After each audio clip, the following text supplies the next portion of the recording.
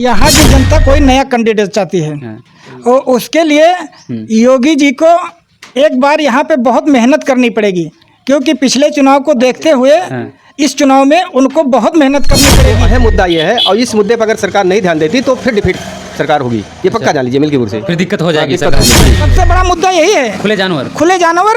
और उसके बाद में गांव में कहीं पे देखो झगड़ा चल रही है, कहीं पे लड़ाई चल रही है, कहीं पे नाली नहीं बनी है। अभी गांव में हला दिया जाए तो कोई भी खड़ंजा कोई भी ऐसा नहीं बना है। क्या उसके पैसा नहीं आता है प्रधान के पास में, कि कहीं पे पैसा नहीं आता है? लेवल के जो बिचौलिए हैं, सेक्रेटरी है, ग्राम जो और वीडियो हैं, ये सब पैसा धांधले के माध्यम से खा रहे हैं। भूसा अभी आप चेक करवाइए, भूसा आता है 10 कुंटल लिखा जाता है 20 कुंटल। अच्छा, पशुचारा आता है, जो आहार आता है पशु का, वो 10 बोरी आता लिखा जाता है, वो लिखा जाता है 10 बोरी आता है 5 बोरी। जो सही से पढ़ाई कर रहा हो, चाहे हम हो चाहे आप हो चाहे किसी को आपके चैनल के माध्यम से बता रहे हैं, बिना ये सरकार में बिना एक पैसे घूस के नौकरियां लगी हैं। चैलेंज कर देता हूँ, आप किसी को बुलाइए और कह दे कि हमको इतना पैसा देना पड़ा, बताइए। नमस्कार, मैं दिनेश कुमार, आप सभी का बहुत बहुत स्वागत है वार्ता टीवी में। फिलहाल हमारी मौजूदगी मिल्कीपुर विधानसभा क्षेत्र में है। मिल्कीपुर विधानसभा क्षेत्र के अलग अलग क्षेत्रों में हम जाके दिखाने का प्रयास कर रहे हैं कि कहां पर क्या माहौल है और कहां पर किस पार्टी की ज़्यादा चर्चा है।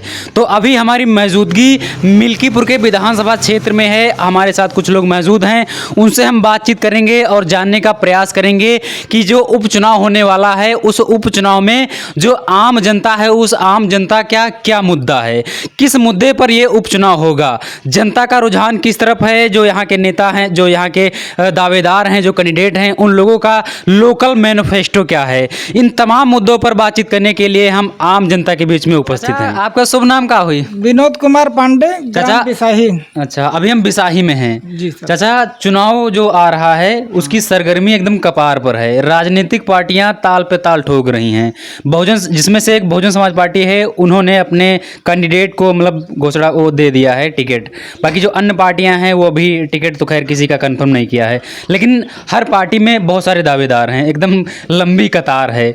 तो क्या लग रहा है ऐसे में, जो नए कैंडिडेट हैं, जो पुराने कैंडिडेट हैं, तो यहाँ की जनता पहला प्रश्न यही रहेगा कि यहाँ की जनता कौन सा कैंडिडेट चाहती है, पुराना कैंडिडेट या फिर कोई नया कैंडिडेट? यहाँ की जनता कोई नया कैंडिडेट चाहती है और उसके लिए योगी जी को एक बार यहाँ पे बहुत मेहनत करनी पड़ेगी, क्योंकि पिछले चुनाव को देखते हुए इस चुनाव में उनको बहुत मेहनत करनी पड़ेगी। ये तो कह रहे हैं भाजपा का गढ़ है, इसमें मेहनत करने की जरूरत नहीं। भाजपा का गढ़ है तो फिर गढ़ में अखिलेश की सरकार कैसे आ गई?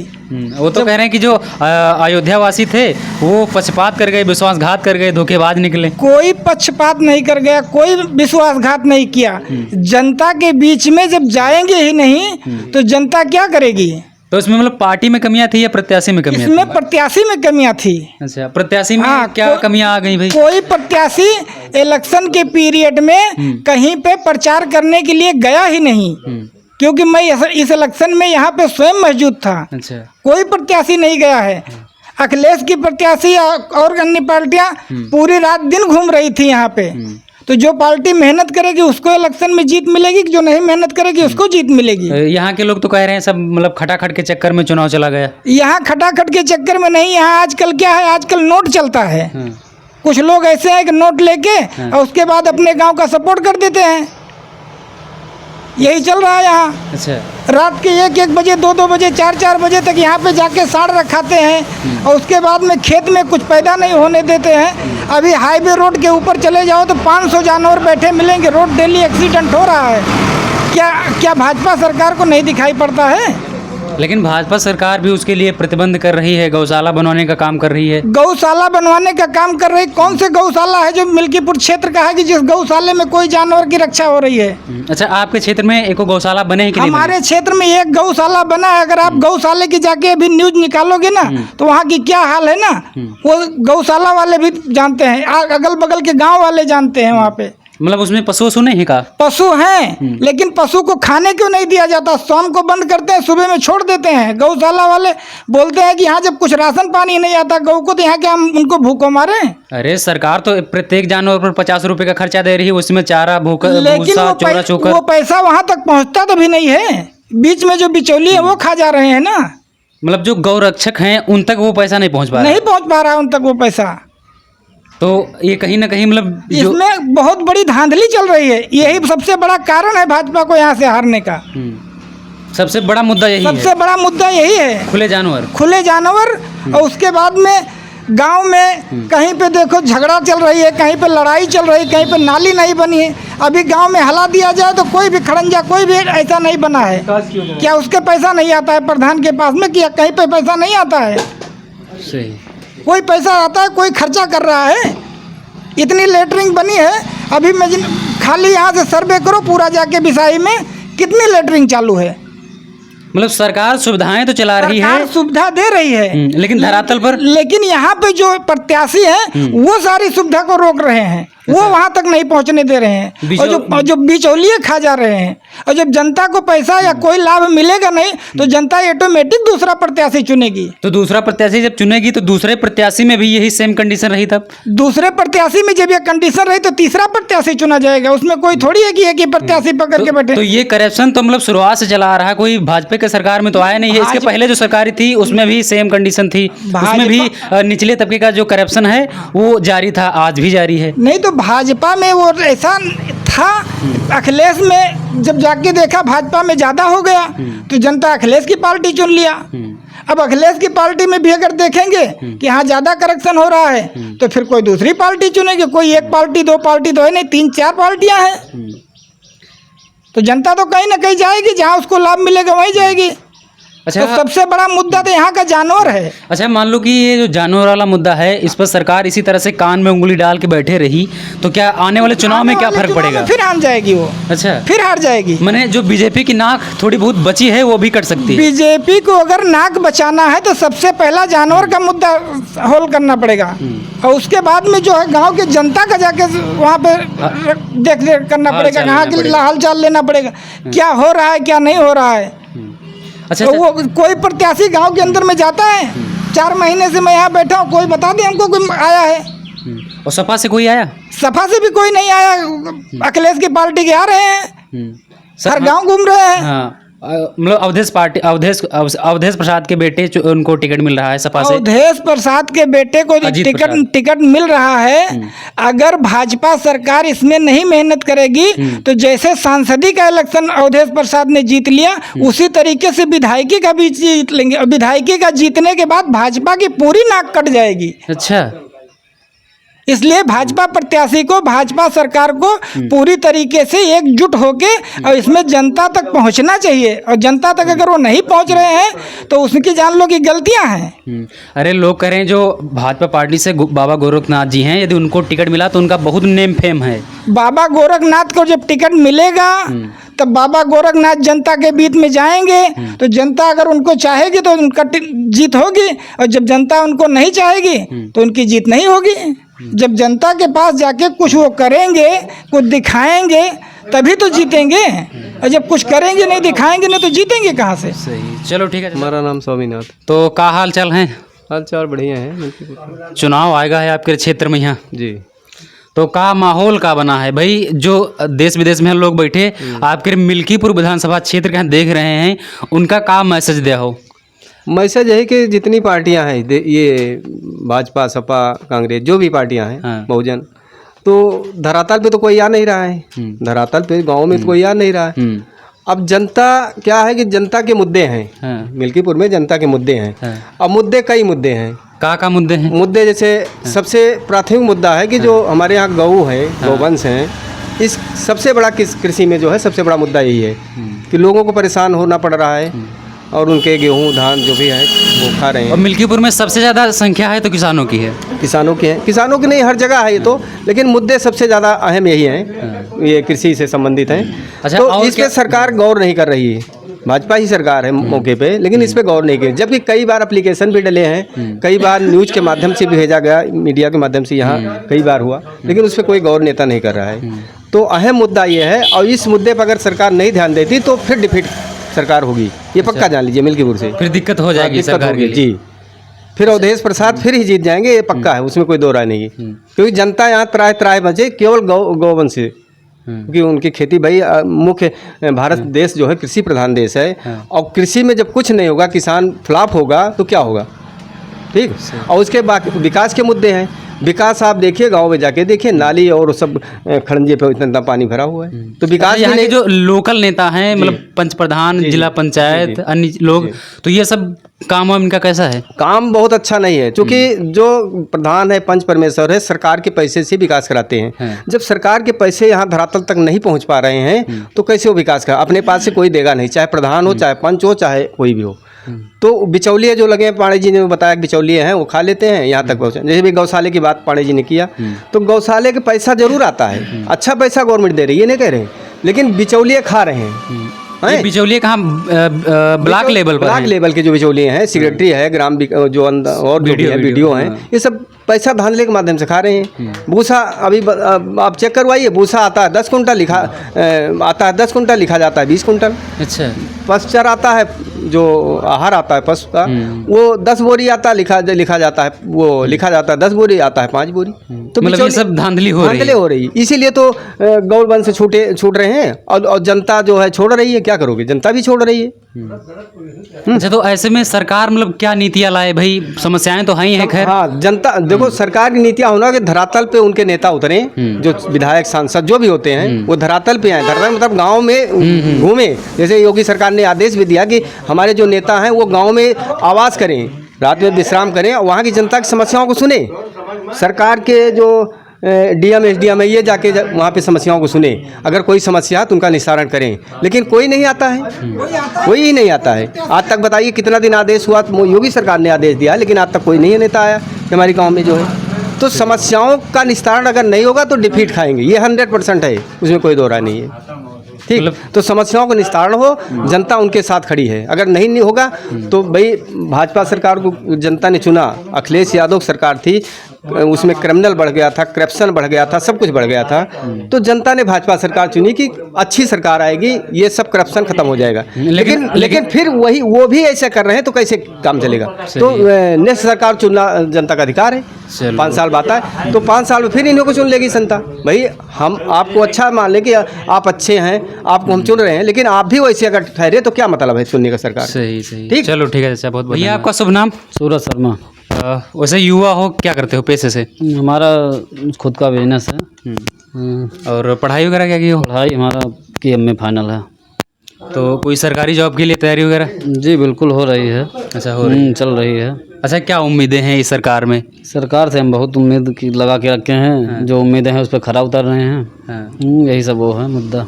लोग युवा, आपके जैसे युवा तो सड़कों पर भटक रहे हैं ये मोदी सरकार में। हाँ, भटक रहे हैं। देखिए, इसमें जो भर्ती आई, पुलिस के पेपर दें, उसमें पुलिस बने, यूपी पुलिस की तैयारी करें आराम से। जो पढ़ाई लिखाई करेगा उसको रोजगार मिल रहा है। तो इस 60,000 में कहाँ काम चलेगा? मोबाइल चलाएगा उसको रोजगार कहाँ मिलेगा? हाँ, बहुत सारे युवा तो कौन है बताइए, लाइए मेरे सामने करिए। कौन रोजगार नहीं पा रहा? जो सही से पढ़ाई कर रहा हो, चाहे हम हो, चाहे आप हो, चाहे किसी को आपके चैनल के माध्यम से बता रहे हैं, बिना ये सरकार में बिना एक पैसे घूस के नौकरियां लगी हैं। चैलेंज कर देता हूँ, आप किसी को बुलाइए और कह दे कि हमको इतना पैसा देना पड़ा है, बताइए। इसके पहले भी सरकार वो चीज़ सही है, लेकिन आज भी बच्चे कोचिंग सेंटरों में 4-4 साल बिताते हैं। एंड में यही होता है कि वैकेंसी टाइम पर नहीं आती है, आउट हो जाते हैं। हाँ, वो ठीक है, सरकार उसकी व्यवस्था कर रही है, उसके खिलाफ जो है बुलडोजर चलेगा। अगर कोई पेपर में धांधलेगर्दी करते हुए पकड़ा गया, बाबा का बुलडोजर खड़ा है।